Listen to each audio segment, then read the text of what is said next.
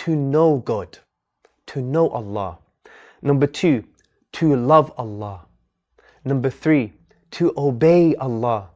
And within that entails humility, being humble before the divine. And number 4, to direct and single out all acts of worship to God alone. And you are directing the internal acts of worship, the acts of the heart, and the external acts of worship, like the acts of the limbs.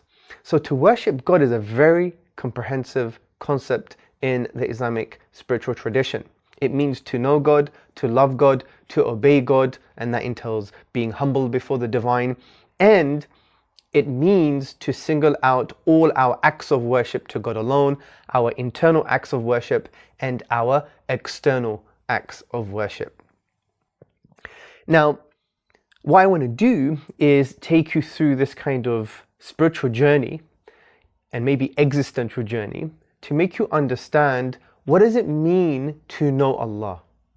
And when we focus on knowing Allah, it would basically provide us the key to open the door to answer the question, why is Allah, why is God worthy of worship?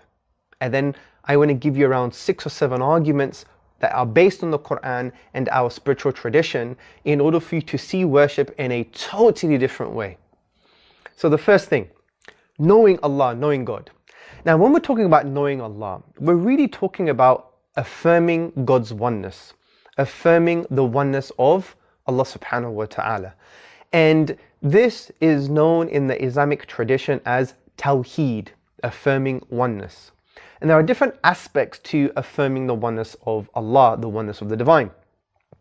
The first one is, well, we affirm the oneness of His creativity. We affirm the oneness of His creative power.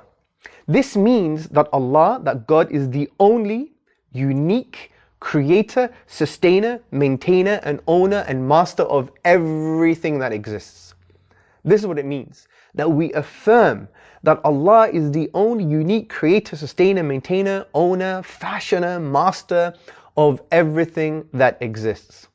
Now, anyone who believes that these descriptions of God can be shared by any created thing, they have deified that thing. And this, in the Islamic tradition, is known as shirk, which can be loosely translated as associating partners with God. And associating partners with God is the gravest sin. You have closed the door to God's divine mercy and guidance. And if you die in that state, then you are eligible for eternal destruction. However, if people do shirk, they do associate partners with God, and they repent and mend their ways, and they open the door to God's mercy and forgiveness, then they will be forgiven, God willing. So, anyone who attributes these descriptions to anything other than God has deified that thing, and they have committed shirk, which is associating partners with God, which is the most gravest sin.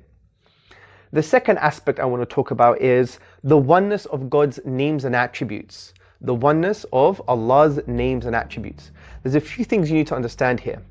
Firstly, we affirm that God has names and attributes. For example, Allah describes Himself in the Quran. He says He is Ar-Rahman. He is the intensely merciful. He is Ar-Rahim. He is the specially merciful. He is Al-Wudud. He is the loving.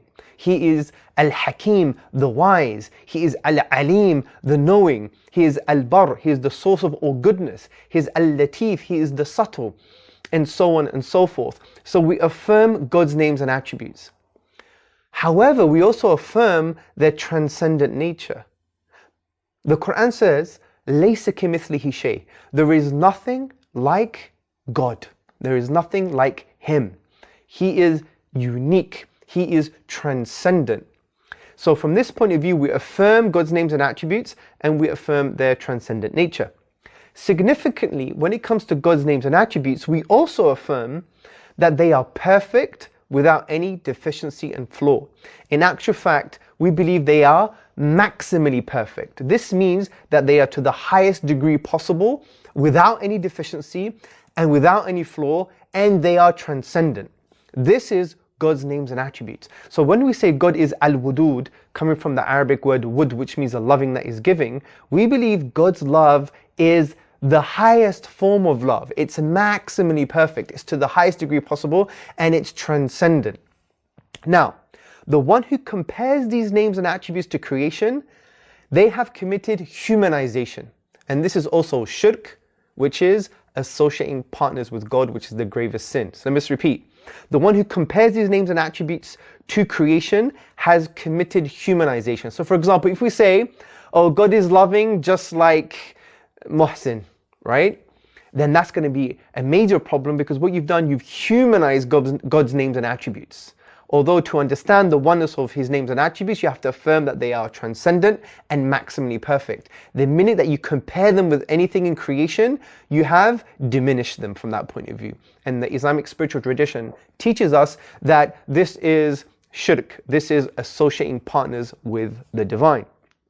Also, the one who compares any created thing to God has committed deification. And that is also shirk, associating partners with God. For example, if I said that Muhsin is loving just like God, Muhsin is loving just like God, then we have the same problem. We have deified Muhsin. Okay? And both of these things that I just spoke about in terms of comparing the names and attributes to creation and comparing a created thing to God, both of those things are shirk, are associating partners with the divine. The final aspect of God's oneness I want to focus on is the oneness of His divinity. The oneness of His divinity, which is something that we're going to be focusing on in the rest of today's lecture. The oneness of God's divinity, of Allah's divinity, basically means that Allah is the only being worthy of worship. Allah is the only object worthy of worship. He's the only deity worthy of worship. And interestingly, the name Allah, according to some Arabic linguists, say that it comes from the words al-ilah, which means the deity, the object of worship. So we believe that God is the only one that is worthy of our utmost obedience, love, prayers, extensive praise, ultimate gratitude, and He's the only deity worthy of worship. And all acts of worship must be singled out and directed to Him alone. And these acts of worship include the actions of the heart and the actions of the limbs. Now, and this is very important, someone who directs acts of worship to other than Allah, and the one who seeks reward from other than Allah in terms of acts of worship, has associated partners with Him, has committed shirk, as we said, which is the gravest sin.